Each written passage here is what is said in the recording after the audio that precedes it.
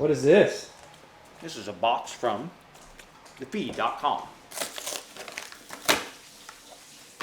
Okay. Mortal. These are nice now because they're cane sugar and NSF certified. I really like this idea of also, because I'm always worried about that too. And even though these sugar things shouldn't be produced in places that potentially have contaminants, you still don't really know where they're getting the sugars from, you know what I mean? Sourcing them. So this is great. It's got sugar in it now, not stevia. Very excited about this. 31.8. This is the Feed Lab. High carb drink mix. Cheapest carbs on the market.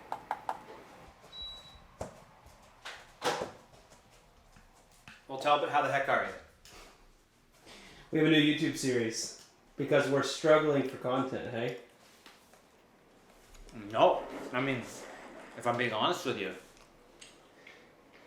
probably some of the most fascinating, interesting times of the last 15 years, I would say. Of triathlon or your career? Or both? What do you mean? What does that question mean? You said interesting times. Are you talking about because the sport has evolved or because you feel like you've learned so much through this injury that will help you for the rest of your career? The latter. I guess the novel piece here that we didn't really do last time with my stress fracture was this is a serious injury. It's a very serious injury. And it's actually quite prevalent in running and in triathlon, like weight bearing type, high volume type sports. And it sucks. And it especially sucks when you were firing on all cylinders, or so you thought, and you're taking W's. It really sucks in that when you're like, oh wow, I'm knocking on the door. I'm gonna be fighting for victories here on the world stage soon at the top. And then to have it all come crashing down is very mentally taxing. But what we didn't document in the previous stress fracture was the literal rebuild. So I'm hoping, I got an MRI tomorrow. I'm hoping to begin running, hopefully, Thursday or Friday of this week. And then that'll give me 9 full weeks, 8 weeks of training, 1 week of taper into Nice. That's what we're going to document now. So we're going to call it the Rebuild Series because we're going to rebuild ourselves to taking W's again and hopefully fighting for the top spot in major races in the semi-near future. And what does that mean? 6 months to a year, unfortunately. but mainly between now and Nice, getting to the start line would be a success. In this particular instance, in my age, I would say if I was younger, I would probably not even do Nice. I would maybe do the swim and the bike and not even do the run. But I would say at this age, it's important for me to go out there and race and do the world champs because I don't have too many left. And so, of course, I'm not going to take any risks, but I really would like to do the race in Nice because the Ironman will never go back there in my time anyway. And as well, I intend to do the 70.3 World Champs there next year, and so it'll make a nice preview of what is to come there. So, also, I think I'm a pretty good biker, and maybe not going down the hill, but going up the hill, pretty good. So it'll be a fun challenge to go up the hill well, and then also learn, in 2.5 weeks' time that I'll be there, learn the down pretty well and try and be somewhat respectable on the down without killing myself. Episode 1. Episode 1. MRI. Here you go. The MRI tomorrow. And this LT2 bike workout. Promise, when the whole team win, that's when you flex. Win. And I'ma do it again. Tell 'em I can't take no loss, can't make it by myself. I ain't taking no loss. I ain't taking no loss. Look, I'ma always win. I ain't taking no loss. Look, I'ma always win. I'ma always win. Just gotta equip my aero upgrades on my bike. Some aerobic benefit. Perfect. That's exactly what I was after. Well, so you're basically just restarting your season, starting it now. Unfortunately, yes. That appears to be what we're having to do here. Yes. And you'll just go from now till when? December, and then take an off season? For sure, off season where I'll put on at least 10 pounds. And I got my flights booked for Nice. I got my flights booked for Marbella. And I foresee myself either driving up the road. I don't know. That I already told you I don't want to be doing 1 week apart from races. But it's hard to pass up Ironman Arizona to get a Kona slot. There's the other option, of course, of Cozumel. So I think there's a lot of people in Cozumel that would love to see you return. Return? What do you mean by return? I thought you raced there back in 2020. No, I've never been there. I've never been. I went to Los Cabos. No, you raced Ironman Cozumel in 2020. If you keep coming down just a little bit further. Yeah. Oh. Hey! Let's go! Alright, come up here. Come up here. Alright, yeah.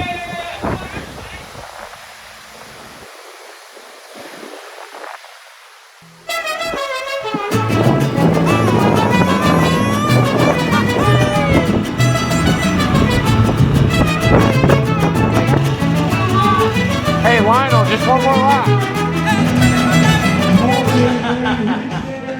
Oh, you had me on that one. You had me. You're right. I was in the marketing and everything. Cue the clip. That was excellent. That was one of your best works, that entrance to that race. I know better than to know that I can't plan or I can't be certain of anything, because I felt that I was moving really fast in the right direction, and that came to an abrupt halt. So this, of course, is all tentative, but tentatively, that's what I would like to do. And so we're restarting the season. Nice little build into my first race of the season, which happens to be the Ironman World Champs on an extremely hard course against all the best guys, which sucks, but oh well. MRI number 2, CT scan as well. So yeah, I mean, this will be very interesting. We've just chalked it up as a sacral stress fracture just because of the way it presents, as well as how long it's taken to heal. It's not just a rebuild from a stress fracture. I mean, I truly believe this is maybe this will go down as the most transformative lesson I have learned in my life of triathlon, because it is so important, so overarching, so fundamental. I believe this is a rebuild of me truly as an athlete, even though I was taking W's before getting this. I just don't believe that I've reached my potential. And so I believe this is a rebuild to becoming the absolute best athlete I can become. This is a career rebuild we're embarking on right now, not just a season rebuild.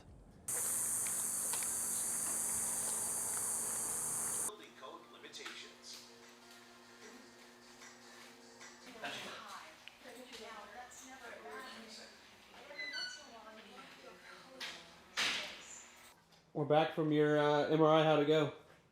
Good, fast, great. I thought you were a big Mac guy. Definitely am. What's this? This is my old gaming computer from Zwift. So what from, do you... from way back when we lived in Canada, and I had a beautiful training room, and I would run Zwift on here and then go to a TV. What are we doing right now? We're firing it up because this medical software to read a CD-ROM. Some of the kids watching this won't even know what this is. That's what they print. That's what they print the MRI onto. If you want to take it home and have a look at it. Are you still gonna have an expert look at it? Yes, too? of course. But I've read enough MRIs to know what inflammation in a bone looks like, and I also know where the sacrum is now pretty well.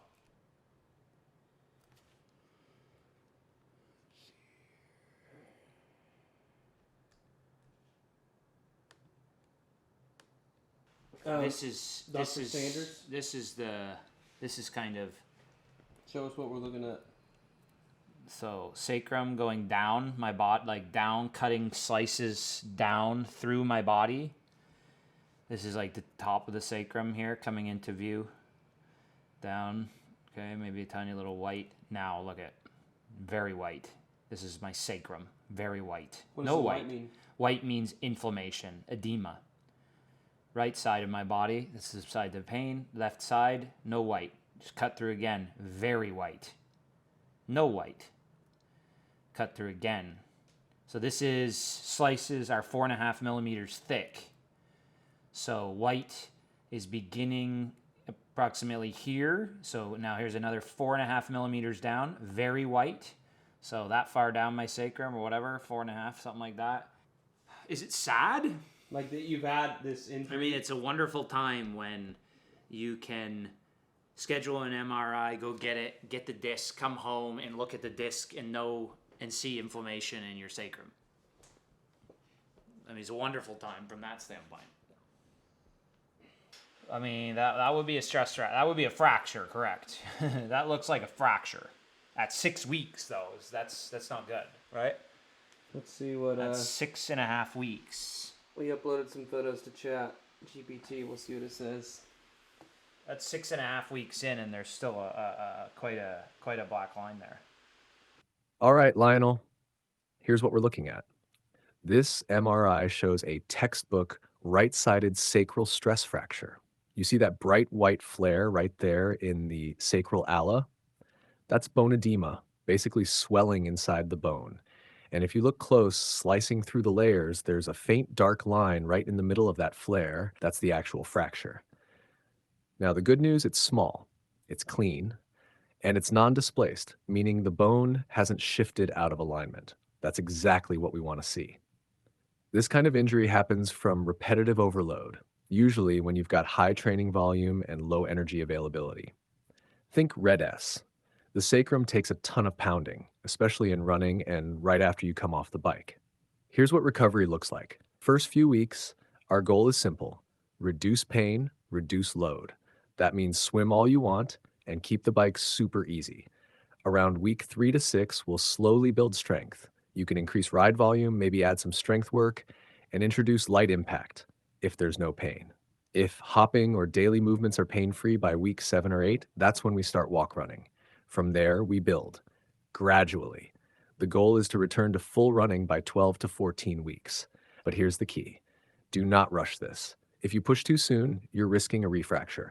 But if you listen to your body, build smart, and stay patient, you'll come back stronger than ever.